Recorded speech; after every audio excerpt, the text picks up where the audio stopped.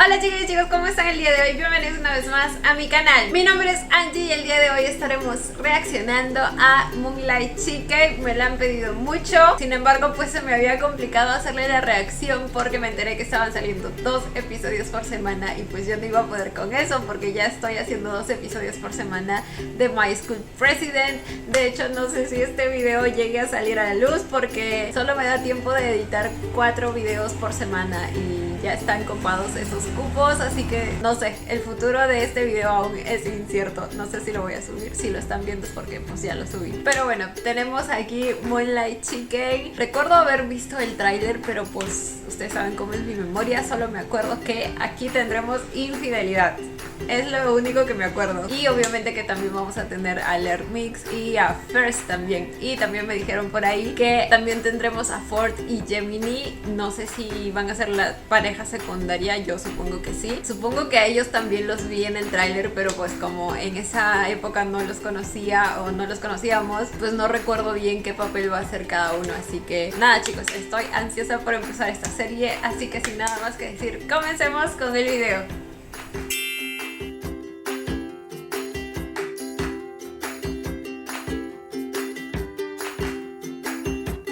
Hago un disclaimer aquí, ustedes saben que estoy en contra de todo tipo de infidelidad, pero pues Laird Mix, quién sabe, y me puede. Yo no sé, quizá aquí salga a relucir mi doble moral. Es que es una serie chicos, no pueden esperar que no me emocione con Laird Mix. Que al parecer va a tener escenas potentes también, porque yo recuerdo haber visto no sé si era un beso, creo que sí vi un beso en el tráiler de Moonlight Chicken. แม้ว่าสถานการณ์ของโควิด -19 ดูเหมือนว่าจะคลี่คลายลงแล้วแต่ในภาพใหญ่ของเศรษฐกิจโดยรวมก็เรียกได้ว่ายังไม่ฟื้นตัวค่ะวันนี้สกู๊ปของเราจะพาทุกท่านไปพบกับบรรยากาศเมืองท่องเที่ยวอย่างพัทยาที่เรียกได้ว่าตอนนี้กำลังประสบกับภาวะค่าครองชีพพุ่งขึ้นสูงสวนทางกับสภาพเศรษฐกิจในเมืองที่กำลังซบเซาจะสังเกตได้จากร้านอาหารส่วนใหญ่ที่ต่างพากันทยอยปรับราคาขึ้นเพราะแบกรับต้นทุนค่าวัตถุดิบที่แพงขึ้นไม่ไหวแต่ความน่าสนใจก็คือยังมีร้านอาหารบางแห่งที่ยังคงยืนกรานจะขายราคาเดิมเพราะเข้าใจหัวอกคนที่ทำงานหาเช้ากินค่ำเหมือนกันเช่นร้านข้าวมันไก่ขวัญใจคนกลางคืนอย่างร้านพระจันทร์มันไก่หรือที่รู้จักกันในหมู่คนกลางคืนว่าร้านข้าวมันไก่เที่ยงคืนที่นอกจากจะมีรสชาติอร่อยถูกอกถูกใจทุกคนแล้วเสน่ห์ที่ชวนติดใจของร้านนี้อีกอย่างหนึ่งก็คือลูกค้าที่มาร้านหลังเที่ยงคืนจะได้กินแบบไม่อั้นคือเรียกว่าไม่อิ่มไม่ต้องกลับบ้านกันเลยทีเดียวละค่ะไม่อิ่มไม่ต้องกลับบ้านกันเลยทีเดียวละค่ะ Tío también está aquí ก็หลังช่วงเที่ยงคืนนะครับตอนที่ร้านของเราใกล้จะปิดก็ผมอยากให้ลูกค้ากินแบบได้ไม่อั้นแล้วก็อยากให้ทุกคนกินแบบเต็มอิ่มแล้วก็แบ่งความสุขกันไปก่อนกลับบ้าน Sigue saludando atrás อยากให้ทุกคนกินแบบเต็มอิ่มแล้วก็แบ่งความสุขกันไปก่อนกลับบ้าน โอ้ผมอุตส่าห์ต่อยเสื้อมาใหม่ไม่เห็นผมเลยว่ะแม่ง มึงเป็นใครวะไอ้เล้ง เขาก็ต้องถ่ายเจ้าของร้านสิวะโอ้ลุงนิ้วนายผมนี่ผมอ่ะอยู่ไม่นานยิ่งกว่าเจ้าของร้านอีกนะ ได้แล้วครับไอ้เล้งไม่โม้เลยเขาวะ 220 บาทพี่แบงค์500ไปนะน้องคิดผิดหรือเปล่าเนี่ย เจ๊เกิดอะไรขึ้นครับเดี๋ยวผมเคลียร์ให้ เงินทอนนะสิ Como que él ha estado ¡Ay, ahí está! ¡Ahí está Ford! Como que él ha estado trabajando más tiempo aquí. Quiere decir que, o sea, él es el dueño, pero recién se ha metido de lleno a este restaurante. Es lo แบ que งค์ entiendo. 500ไปนะน้องคิดผิดหรือเปล่าเนี่ย เจ๊เกิดอะไรขึ้นครับเดี๋ยวผมเคลียร์ให้ เงินทอนนะสิคิดขาด โอ้ย bebito แค่100 กว่าบาท โอเคงั้นอันนี้ครับเป็นร้อย Esperen อันนี้ครับ Ah, son clientes. เป็นร้อย โอเค ไอ้ลิงหมิงไม่ใช่เครื่องคิดเลขวะหรือก็ให้ไอ้เล้งจัดการให้ ลิงหมิง โอ้ยเลขแค่นี้คิดในใจก็ได้ลุงไม่เคยคิดเงินเลยนะครับ จะ4 ทุ่มแล้วไปพักผ่อนได้แล้วป่ะ ลุงจ๋าค่าแชร์ดอก35 บาทนะลุง Gautung también. แม่บอกว่าอีก3 มืออ่ะผมไว้ลุงละ ได้ดูนะ ¿Su hermano? Ah, no. ¿Cómo? Ah, no, no, ผมไว้ no. ลุงละ Ok, lo siento, demasiada información en muy poco แม่ tiempo. บอกว่า Es como el hijo de la persona que le cobra por el local o algo así. No sé si necesariamente el local, pero algo ไม่ le เล่นหมดแล้ cobra. วอ่ะขอตามเติมเน็ตหน่อยดิ แป๊บนึงลิงหมิง นี่ El ได้ internet. ค่าเทอมมันพอดี อันนี้ลุงแม่สั่งมาให้ แม่หรือมึง ไอ้เล้ง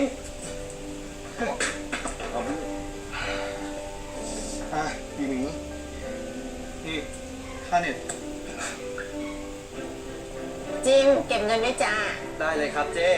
ไอ้เล้งเก็บเงินโต๊ะสองด่วนเร็ว เฮ้ยไก่ช่วยกูหน่อยตรงนู้นมึงเอานู้นเสิร์ฟเลย Ok. Es como el barrio chino. Lo digo por los adornos. ลุงผมฝากทีนะ แล้วก็ลุงล็อกร้านเลยหัวกุญแจมาแล้ว เอาข้าวไปกินด้วยดิ ไม่เอาลุงแพลมันบอกว่าไม่อยากกินส้มตำอ่ะสงสัยเม่นมันจะมา เมนมาดีกว่าไม่มานะมึง เชี่ยจริงว่ะลุงเม่นมาดีกว่าไม่มา เจอกันลุง Ok. เจอกัน Cuidadito con las bendiciones.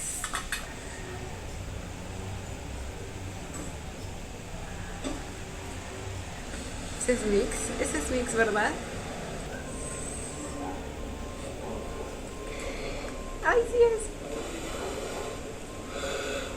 คุณ Está borracho. O solo dormido.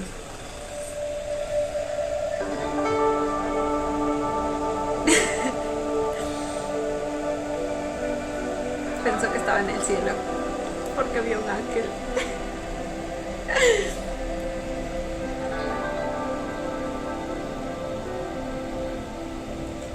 ให้ผมช่วยเรียกรถให้ไหม ไม่เป็นไรอ่ะ เดี๋ยวผมโทรเรียกเพื่อนผมอ่ะมึงมารับกูทีดิมาประจันมันไก่อ่ะ ¿Cómo se quedó viéndolo? Fue amor a primera vista. Él es el que tiene novio, ¿verdad? Si no me equivoco, está con First. O el personaje que vaya a ser First. Solo por la noche de luna llena. โทษทีนะครับกูเลยต้องกลับบ้านดึกเลยอะ ชิวๆคุณ Uy, รอถึง lo Bueno, no, capaz de acompañó que- incluso si no tenía que. ชิวๆคุณรอถึงเช้าก็ได้เนี่ยร้านผมเอง Tiene responsabilidad social. นั่นเดียวปฏิทินของคุณ ก็ทั้งสองอย่างนั่นแหละ เอาไว้ให้รางวัลตัวเองวันต่อวัน แสดงว่าวันนี้มีเรื่องดีเหรอครับถึงต้องให้รางวัลตัวเอง นั่นสิ จริงๆ ไว้เตือนตัวเองว่า มีเงินกินบนละกระป๋องก็พอนะว่าแต่คุณเถอะเมาขนาดเนี้ย วันนี้คงเป็นวันดีๆแล้วสิ No necesariamente. La mayoría de personas bebe para calmar las penas, ฉ dizque. ลองเรื่องงานนิดหน่อยครับ ยินดีด้วย ¿De qué trabaja él?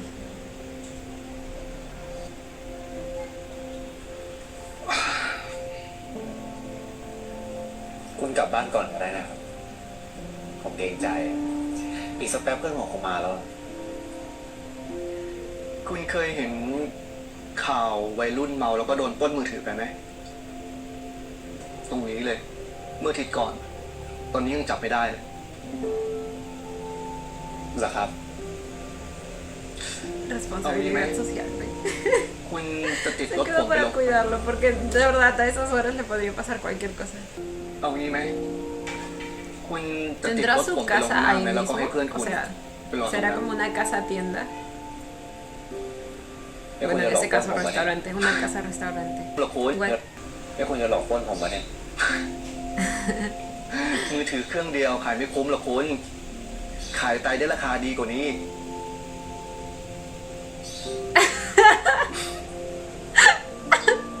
Lo acabo de No, bueno, entender pues. después de 3 segundos. ขับรถแบบเมาๆอ่ะไม่กลัวเจอด่าเหรอก ระป๋องเดียวหมอไม่ขึ้นหรอก O sea que no vive ahí. Solo su tienda está ahí. Y tiene que conducir hasta su casa.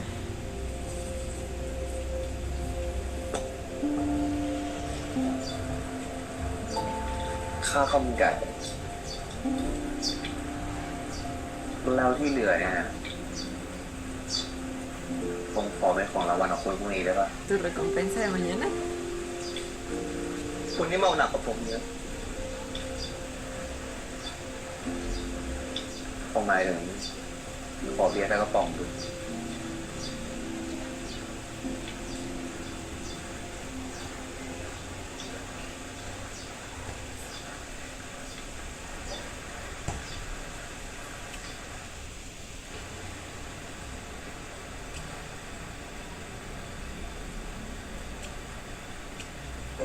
Ay, ay, ay.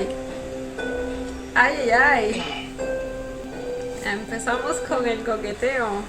el skinship, sutilmente.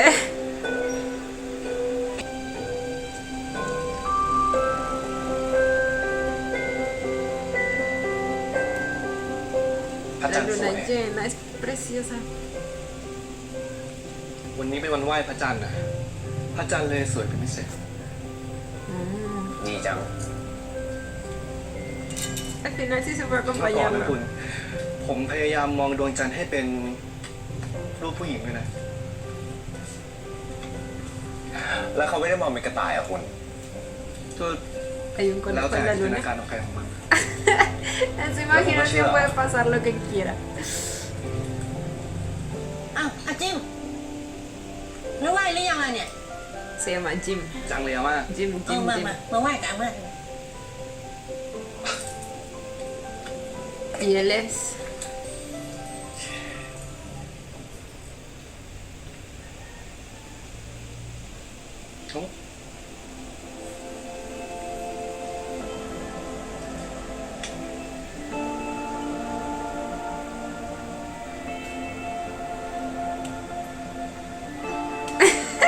Y la señora, ¿qué está pasando aquí? Y yo qué chingados, estoy pintada o qué.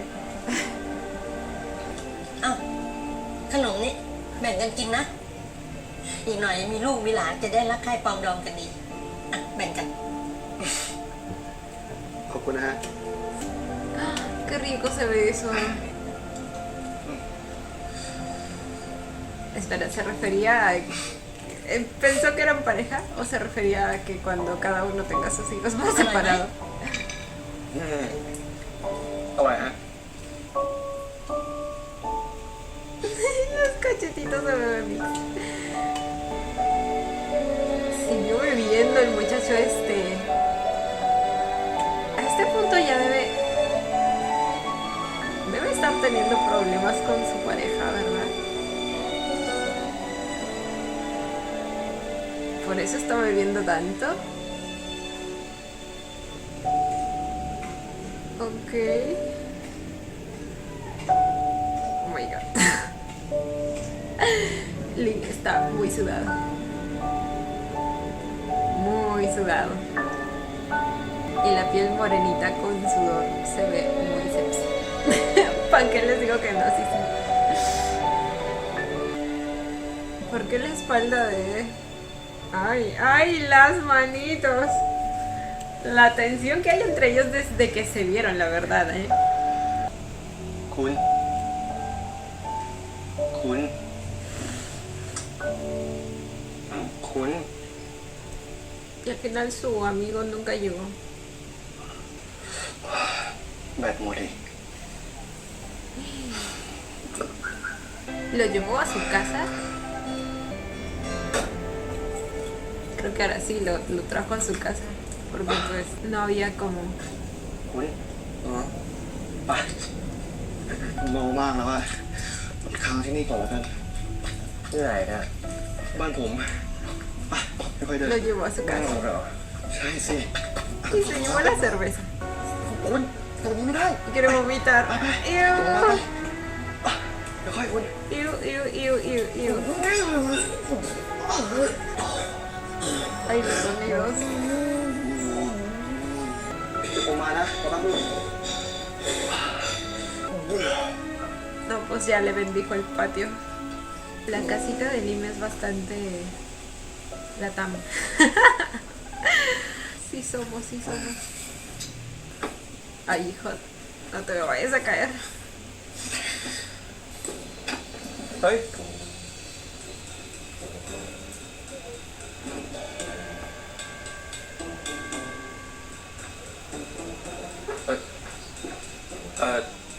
ุณไม่ใช่ผู้หญิงไปโทษที Ni siquiera le explico nada. Cualquiera le cuenta, ¿no? ฝากขอโทษลูกชายผมด้วยนะ A tu hijo. ผมก็ Piensa แค่ que คน soy นั้น hijo. แหละนั่นหลานผม Ah, es su sobrino. Pensé que era su อีกอย่างผมยังไม่ hermano. มีเมียด้วย ผมว่าคุณก็รู้ว่าผมเป็นอะไร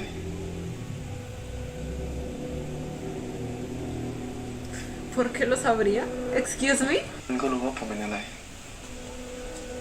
¿Cómo así?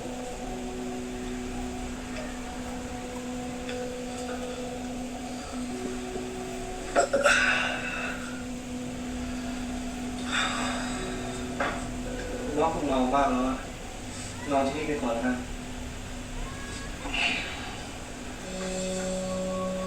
Esta es la noche en la que... Esta es verdad. ผมหายเมาแล้ว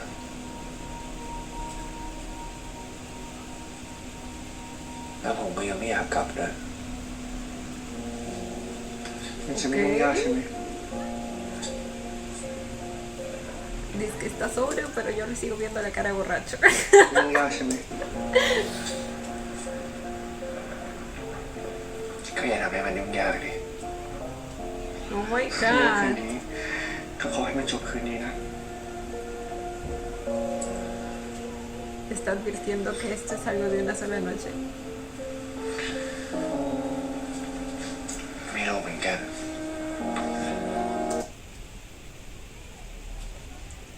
Excuse me, Mix.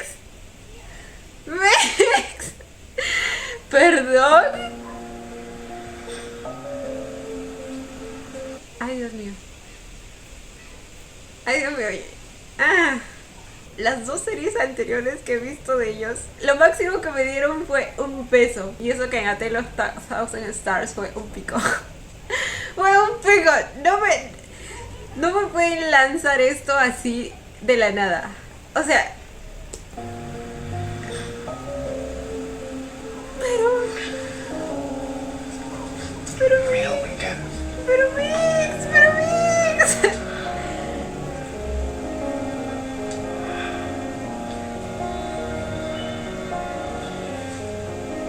Ay, esta es la noche. Ay, ay. Diosito, no, Diosito santo. ¿Qué le hicieron a mi Mix? Ellos no son mi Mix. ¿Qué les hicieron?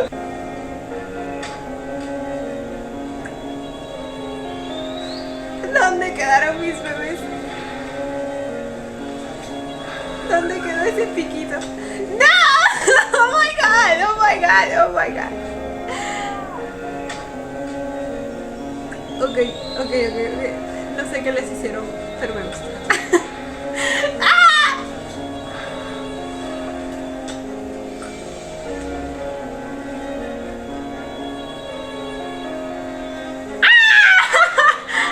A ver. Ay, vamos despacio, por favor.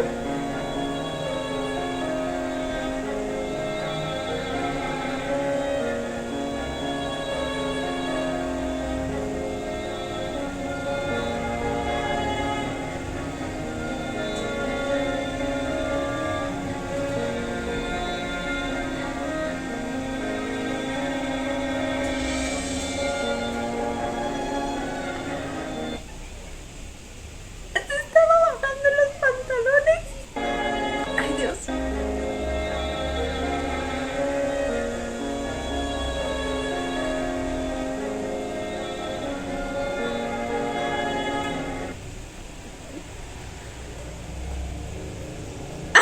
Oh my god.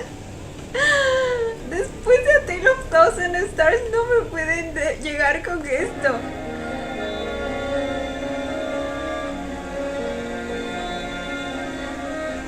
Oh my god.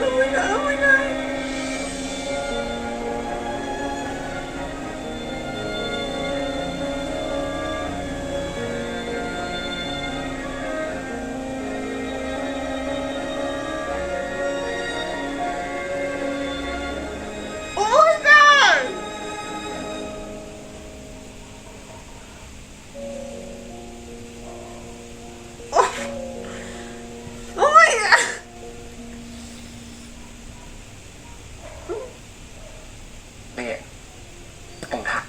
Ese no es el Tian que yo conocí. Oh my God. Pero me imaginé que era la continuación de mi pupa Tian, la escena de cama que nunca tuvimos. ¿Me permiten verla de nuevo? No, es que... Lo coqueto que se puso Mix. Por ahora le voy a decir Mix porque creo que hasta ahora no han dicho su nombre.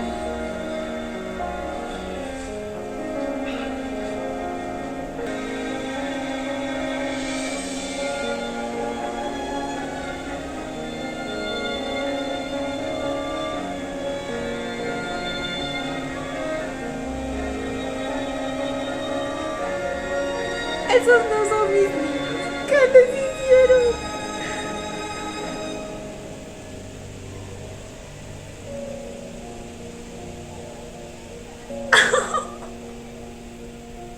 ¿Cuándo crecieron tanto? นี่ผมถามจริงๆนะ คุณไม่อยากรู้จักผมขนาดนั้นเลยเหรอ Ok, entonces, al parecer afortunadamente el personaje de Mix sí recuerda lo que pasó y al parecer era cierto que estaba sobrio. Ya saben lo que opino del tema, chicos, no lo voy a volver a repetir porque siento que con estas series lo repito a cada rato. ทำจากใบชาเขียวแท้ที่มี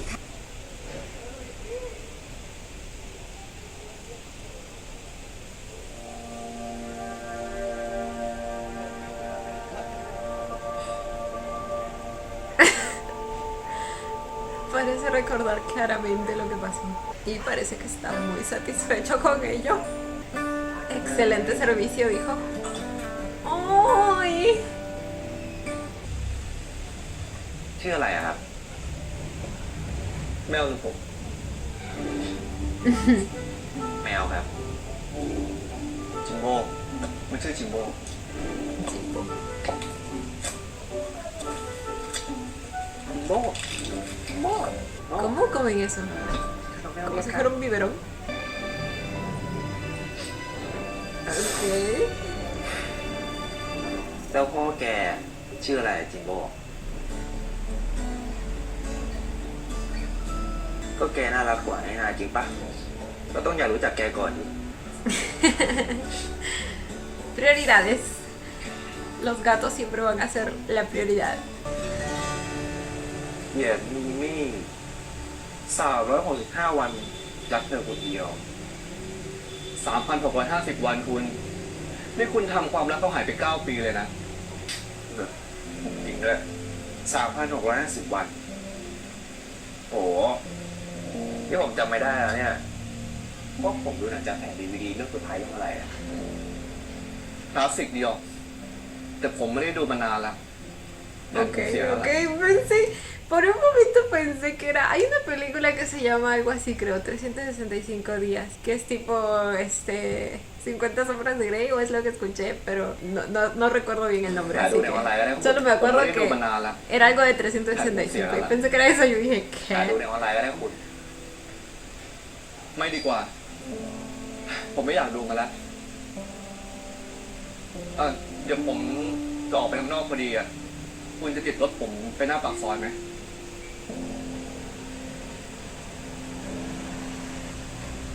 ก็คงต้องรบกวนคุณแล้วล่ะครับ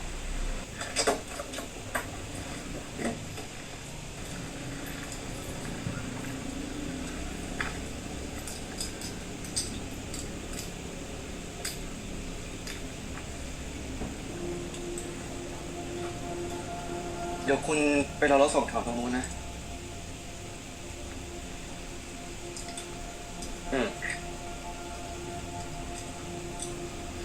Me parece, no quiere despedirse.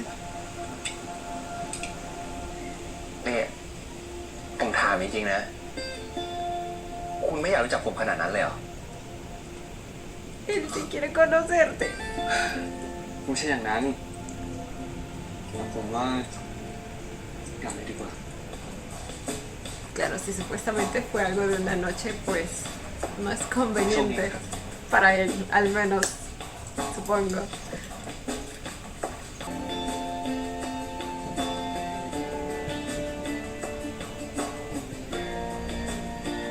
Pero definitivamente le encantó. เจ๊ สวัสดีไก่ป่านี่ตังค่าไก่เมื่ออาทิตย์ก่อนครับ โอเค อ้าวเจ๊หงไหนบอกไม่รับเงินเชื่อไง โอ้ยมันก็ต้องแล้วแต่คนมะเนี่ยเขาซื้อขายกันมานมนาน จนบุญใหญ่หมดแล้ว ไม่ได้เอาหรอกเลยเจ๊ อันนั้นก็มีส่วน También. จ้าจ้า Ah. อาทิตย์หน้าไก่ขึ้นนะที่โรงงานมันโทรมาบอก มา ว่า จะ น้ำ เอา มันขึ้นอีกรอบ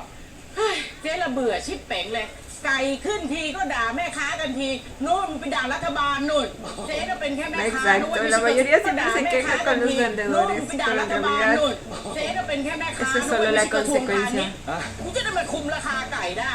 นี่นะเจ๊นะตั้งใจเลยนะว่าถ้ามันขึ้นอีกรอบนะกูจะไปหาซื้อที่ข้างนอกแล้วจะเปิดปั๊มน้ำมันให้มันรู้แล้วรู้รอดกันไปเลย ถ้าเจ๊เปิดจริงเดี๋ยวผมไปนเด็กปั๊มให้เอาไหม เจ๋งมาก เจ๊ง อ่า แหมดังใหญ่แล้วนะลุงจิมวันก่อนนั้นออกข่าวด้วยถ้าทางจะขายดีกันละมั้ง โอ้โหคนแน่นเลยพี่เนี่ยต้องสั่งไก่เพิ่มวันละตัว2 ตัว โอ้โห น่าอิจฉา Se refiere al reportaje que salió al principio, ¿verdad? ไม่มีเงินจ้างเขาหรอก ไอ้เนี่ยเหรอ ข้าวจานเดียวมันก็ไปแล้วกับข้าวเดี๋ยวมันหิ้วไปเอง แม่ ก็จริงไหมล่ะ จริง A eso dijo. นี่โอ้ขนม Ah, ไหว้พระจันท claro, ร์ cuando llegó a su restaurante le Tiene dijo pang-pang mi na. mamá. เมื่อคืนไหว้พระจันทร์น่ะแม่ซื้อมาซะเยอะเลย คนก็มีอยู่แค่2 คนกินยังไงก็ไม่หมดหรอก อ่ะ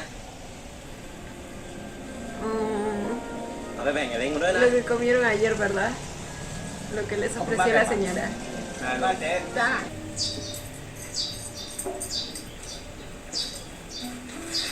Lo encontró en ขอน้ำหนึ่งคนนะครับ esa tienda o es otra tienda. Mm.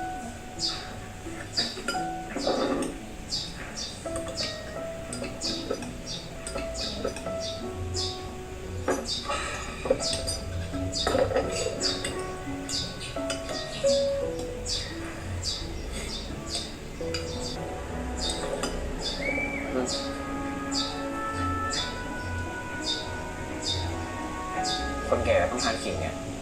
ไม่เป็นไรสิผมแก่ Es mi anciano. พูดแต่คุณนะชอบกินขิงเหมือนคนแก่เลยนะ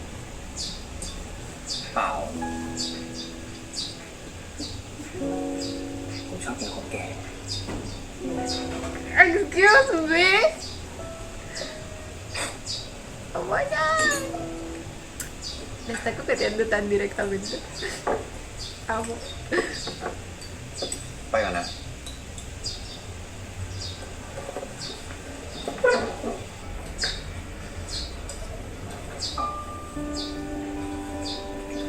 ชามเนี้ย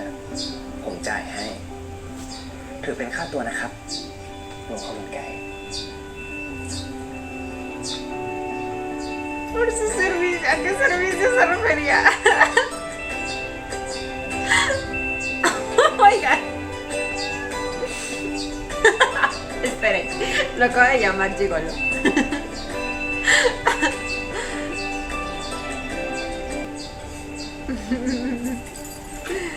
Supongo que era el servicio de transporte, obviamente.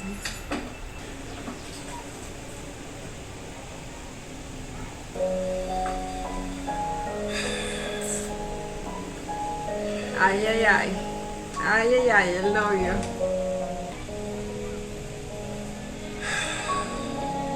Me pregunto en qué situación están ellos en su relación.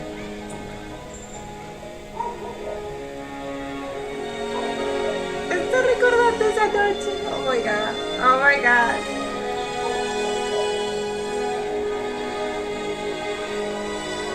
Fue intenso. Fue intenso.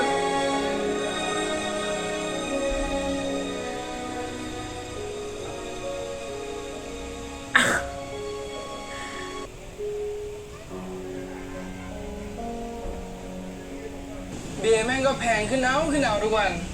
เปลี่ยนมาดองเหล้ากินเองดีกว่ามั้ง Alguien aquí también está pensando en esa noche de aventura. แล้วเบียร์นี่จะให้แปะวันที่เลยป่ะลุง ลุง ลุง อะไร ยืนจังคอยเป็นเด็กคอยไลน์แฟนไม่ได้ วันที่นี่ให้แปะเลยเปล่า Algo así. ผู้จัดการเองแล้วนี่ของบ้านดาบสมพศเอาไปส่งทีไป โอ้ให้หลีไปส่งให้ดิผมยังติดค่าหวยเมียเขาอยู่เลยไม่ได้เคลียร์ เฮ้ยนี่มึงทำเป็นเล่นไป มึงรู้จักบ้านเขาน้อยไปเว้ยเป็นเรื่องหรอก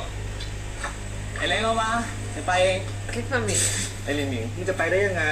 อันตรายแบบขี่ก็ไม่มี ไอ้โน่มันก็ยังไม่เห็นดีเลยไปขับขี่อ่ะมันยังเอามอไซค์ไปโรงเรียนได้เลยถนนเส้นนี้นะให้มันเจอด่านสักด่านก่อนเถอะ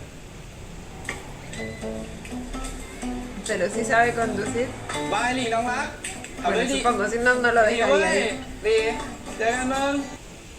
ข้าวมันไก่มาส่งครับ ¿Cómo es que entró a la casa? ข้าวมันไก่มาส่งครับ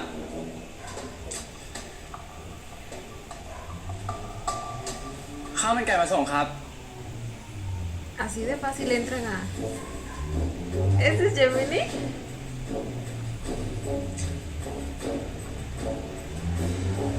ข้าวมันไก่มาส่งครับโอ๊ยเชี่ย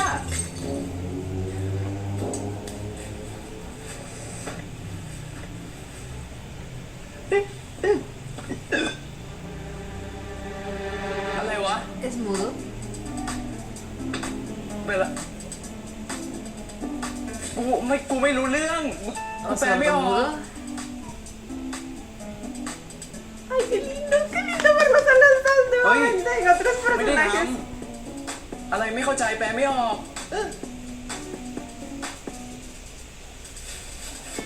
วางข้าวมันไก่ไว้ตรงนี้นะ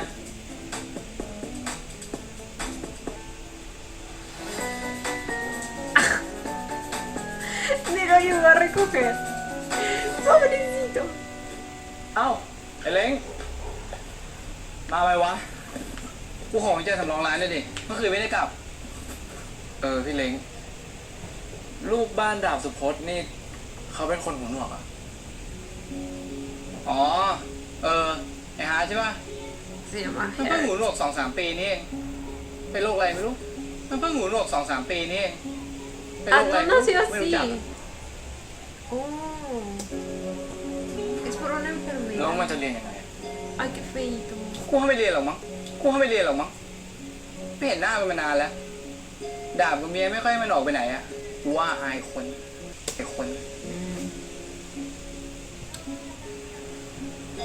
แล้วพี่รู้จักปะก็เห็นกันตอนไปส่งหวยให้แม่มันนะหน้าตากูกันตีนเนี่ยทำไมวะมึงไปมีเรื่องกับมันมาเหรออ๋อเปล่าอ่ะมีเรื่องไหมเนี่ยไม่มีอะไรแค่กูไปแล้ว Iba a hacer un chiste cruel. Ok, ไม่มีอะไร lo siento. แค่กูไปแล้ว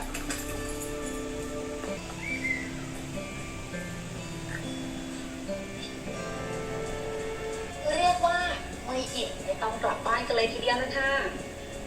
และตอนนี้ค่ะคุณผู้ชมค่ะดิฉันก็อยู่กับคุณจิมเจ้าของร้านมันจันมันไก่ตัวจริงเสียงจริงค่ะสวัสดีค่ะคุณจิมค่ะ ไอ้เหวิร์นเมื่อคืนหายไปไหนมาฮะ Se llama Gwen. Por fin dicen su nombre. คือกูไม่ได้อยากเสือกหรอกนะ แต่อารันของมึงอ่ะทักมาถามว่ามึงหายไปไหน แล้วกูยังไม่เข้าไปอ่านเลยให้กูตอบว่าอะไรดีอ่ะ Alan es su novio. อะไรที่มึงไม่รู้เนี่ย มึงก็ไม่ต้องตอบนะความลับเยอะอย่างไอ้เด็กขี้อ่ะพี่ก้องมึงเคยวัน Ay, ไหน es แต el นปะ tal Gong. กูว่ามึงเคยวันไหนแตนปะกูว่าแล้วว่ากูรู้แล้วเมื่อคืนมึงหายไปไหนมา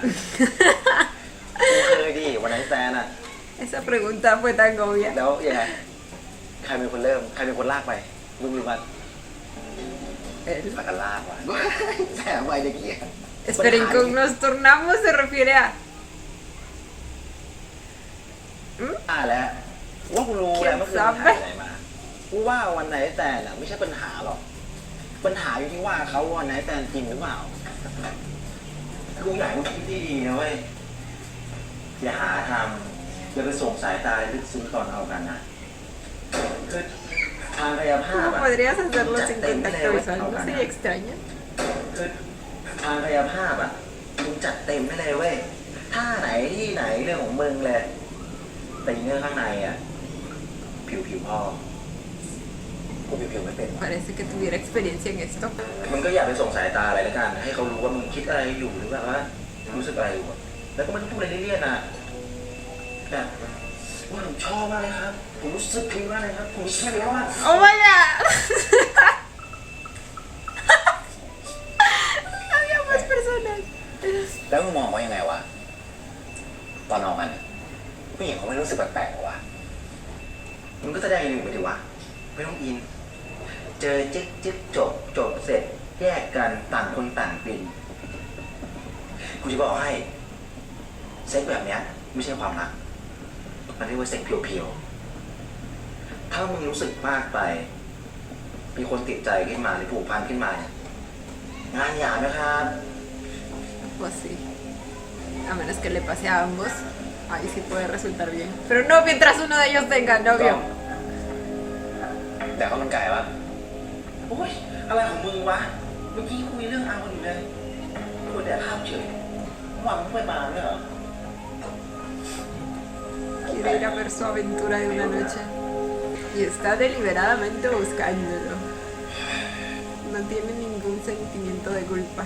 O sea, respecto a su actual relación me refiero.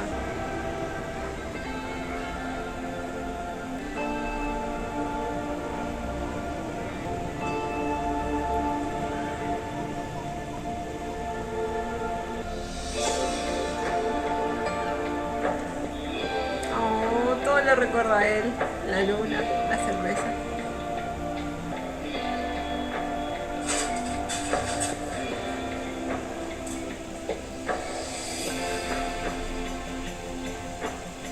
Se le quedó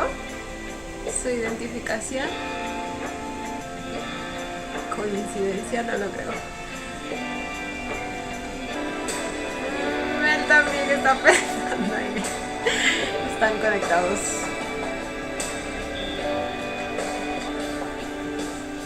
ผมบอกว่าผมเปล่าไงครับ มันเลยทำตัวแตกเอง Vamos ครับ rápido porque se me acaba la batería. Señora Quintana. เมื่อวานนี้ที่เธอให้เด็กเอาข้าวมาส่งที่บ้านน่ะ เด็กมันเอาขวดเหล้ามาเล่น พอเห็นฮาร์ดปุ๊บมันก็ตกใจทำขวดเหล้าแตกแล้วเด็กมันเอาขว Es ดเห la ล้ามา madre เล่น de... พอเห็นฮาร์ดปุ๊บมันก็ตกใจทำขวดเหล้าแตกแล้วก็วิ่งหนีกลับบ้านไปเลย เฮ้ยผมเปล่านะลุง ไม่มีคนอยู่บ้าน แล้วขวดเหล้ามันจะหล่นมาแตกเองได้ยังไง ก็ผมไม่ได้ทำไงครับ มาได้ท อ้าวมาโทษคนในบ้านเขาอีกเหรอ Espere. ำผมบอกว่าผม O เปล่า sea, sí ไง fue ครับ él, pero fue porque lo มันตกใจ asustó. ที่เจอผมมันเลยทำหล่นแตกเองอ่ะ ขวดเหล้าวางที่เดิมทุกวันถ้ามันจะหยิบทำไมต้องมาหยิบวันที่น้องเข้ามาด้วยฮะ ก็ให้มัน Es cierto. Se supone que es menor de edad. ¿Por qué tenía esa botella de licor? ถ้ามันจะหยิบ La ทำไม tenía en la mano, ¿cierto? ทำไมต้องมาหยิบวันที่น้องเข้ามาด้วยฮะ ก็ให้มันเล่าสิครับ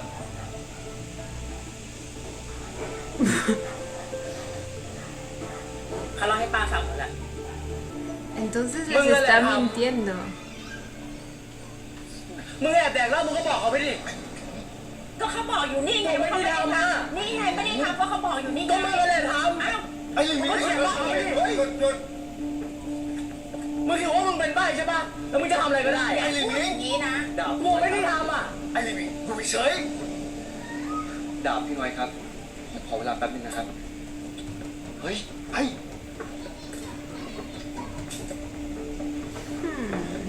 เดี๋ยวเล่ามาดิ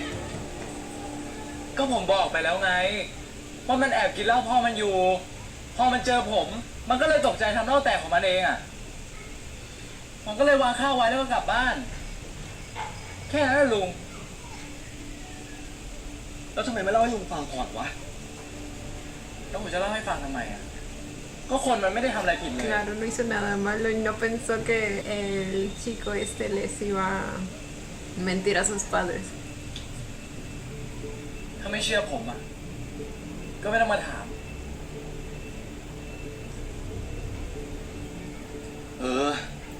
ไม่ได้ทำก็ไม่ได้ทำดิวะ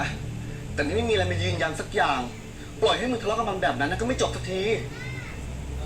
แล้วลุงจะเอาหลักฐานอะไรวะ ก็บอกอยู่ว่าคนมันไม่ได้ทำอะไรผิดอ่ะ ก็รู้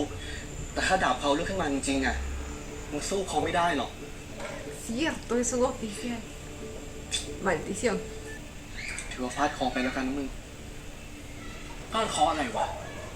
ฮะผมไม่เข้าใจอ่ะ ¿Qué tiene que ver ทุก eso? คนมันไม่ได้ทำอะไรผิดเลยอ่ะ เพราะว่าบ้านเราจนเนาะเขาจะทำอะไรเราก็ได้อ่ะ ลุงขี้เกียจขึ้นโรงพัก ลุงกลัวอะไรวะ หรือเพราะเขาเป็นตำรวจเหรอเขาจะทำอะไรเราก็ได้อ่ะ Pues sí, supongo que eso le teme.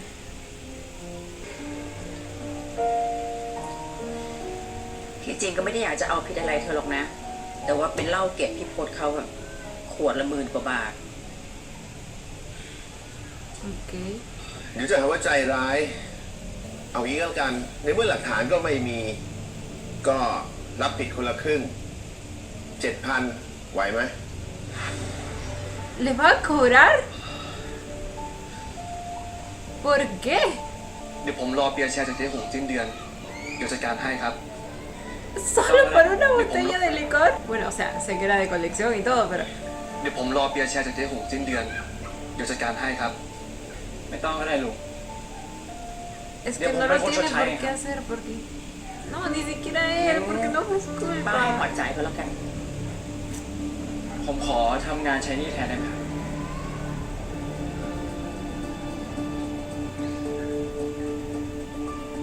Ok, supongo que a partir de esto es que... Estos dos. Ay, ay, ay. Tiene cara de inocente, pero no. No.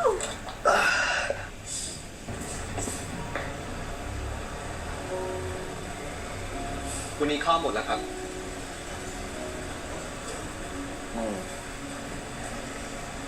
Está buscando al que hace el pollo. ผมไม่ได้อยากกินข้าว แค่อยากได้เบียร์สักกระป๋องได้ไหมครับ Excusas, excusas para verlo.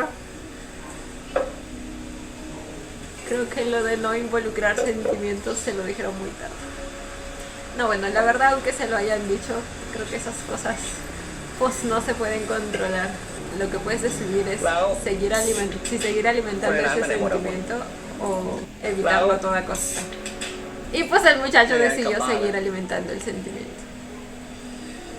คุณนี่เป็นพ่อค้าข้าวมันไก่ที่ชิลที่สุดหรอครับ คุณไม่เห็นผมตอนชิวอะสิ ตอนคนเต็มร้านนี้คนละคนกันเลย เราคนนั้นน่ะเขาเป็นคนยังไงครับ พ่อค้าธรรมดาคนหนึ่งนี่แหละ หน้าก็มัน เนื้อตุ้มแต่กินไก่ เราโคตรเหนื่อยไปต้องมาเห็นเองแล้วกัน Lo que vería es un hombre คุณ trabajador. พูดแล้วนะ แล้วนี่ คุณไม่อยากรู้อะไรเกี่ยวกับผมแล้ว Él sigue esperando a que muestre alguna señal de interés en แล้ว él. คุณมาที่นี่ทำไม ถ้าคุณแค่อยากกินเบียร์ คงไม่ต้องมาร้านผมก็ได้มั้ง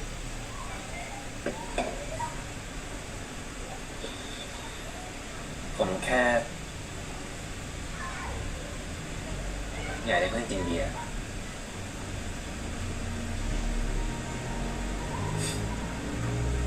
อย่างคุณอันนั้นไม่มีเพื่อน มีเดี๋ยวคุณ แต่มันอยู่ที่ว่าอยากกินกับใครมากกว่า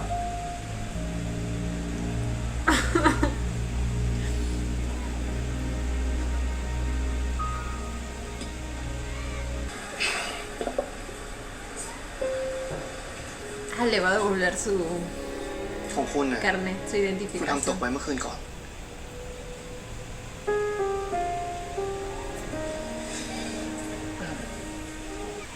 แล้วถ้าเกิด ผมอยากทำตกไว้อีกอะ Las indirectas que le Como está la me vale mandando, que- güey. ก็แค่คืนนั้น โอเค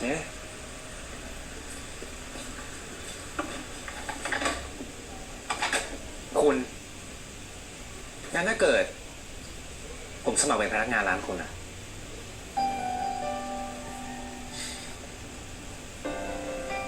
พร้อมสัมภาษณ์เสมอครับ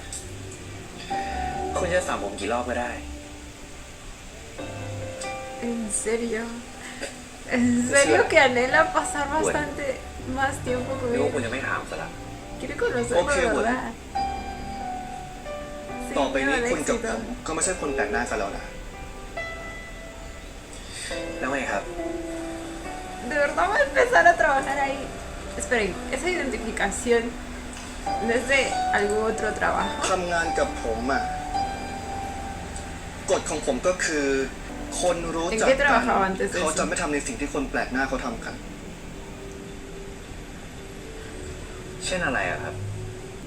ก็เช่น เรื่องเมื่อคืนก่อน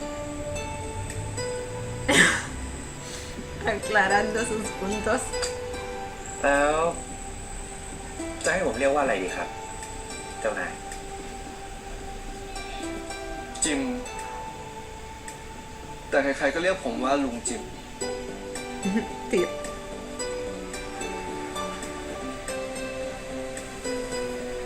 Personal temporal. Marina decía. ได้ครับ ¿Y en serio está en la capacidad económica de dejar su trabajo y venir a trabajar aquí? Ok. Ok, se terminó el episodio. No sé si ver adelantos porque se me está acabando la เขาจะ batería. มาช่วยงานที่ร้านตอนมึงไม่อยู่อะ นี่ครับ สวัสดีครับ แต่มาก กินด้วยกันไหมครับ ไม่เป็นไรครับ อะไรกูเช็คอยู่ กูเช็คอยู่ กูเชี่ย เอามาให้ผม 3,000 เลย ผมจะรีบไป Ay, Dios mío, ¿por qué todos le quieren sacar เอามาให้ dinero? ผม 3,000 เลย ผมจะรีบไป El pobre está con las justas. แพลท้อง Está bien que le vaya en el negocio, pero... ¡No me jodan! Se le embarazó al final. Ay, ay Dios. Ay Dios. ¿Él quién es? ¿Es también familiar suyo? Pensé que solo era su trabajador. Digo, para que le cuente algo tan importante. Aunque su relación también se veía bastante cercana. Así que quizá, aunque sea su trabajador, como que es una persona a la que le puede confiar ese tipo de cosas. Ok. Y bueno chicos, este fue el primer episodio de Moonlight Chicken. El día de hoy nos introdujeron a nuestros personajes, la pareja principal y lo que creo que va a ser la pareja secundaria también con el Gemini Ford. Lin y Gwen sintieron una atracción inmediata apenas se conocieron, o al menos eso fue lo que percibí, porque la tensión fue inmediata apenas Gwen levantó la cabeza y vio a Lin, o sea... Al menos de parte de él fue ahí, en ese preciso momento. Y pues ya después todo se fue intensificando y terminaron pasando la noche juntos, una noche de aventura. Mientras Lin quiere mantenerlo así como una noche de aventura, como que Gwen quiere acercarse más a Lin, quiere... no sé, conocerlo más y quizá iniciar algo con él. Sin embargo, pues sabemos que el muchacho tiene pareja. Aún falta que nos cuenten más sobre eso, sobre qué pasó ahí o en qué situación está la relación de ellos dos para que el muchacho esté buscando pues calor en otros brazos. Por otro lado, la historia de Gemini Ford empezó mediante una mentira del personaje de Gemini, y pues supongo que en todo este tiempo en el que el personaje de Ford va a tener que saldar su deuda, pues va a suceder todo, se van a conocer y pues ahí también empezará a surgir algo. Así que nada chicos, ya veremos qué pasa en los siguientes episodios, si es que seguimos con esto, porque ya saben que no sé si voy a llegar a poder hacer la reacción a todos los episodios, pero bueno, es lo que intentaré. Y bueno chicos, esto ha sido todo por el video de hoy. Espero que les haya gustado. No olviden darle un arriba y suscribirse si les gustó el video. Si les gustó mucho ya tienen el botón del super gracias activado por si quieren colaborar con el canal. Obviamente solo ese si lo desean. Ya los estaré viendo en un próximo video. Bye. Los quiero. No olviden seguirme en Instagram.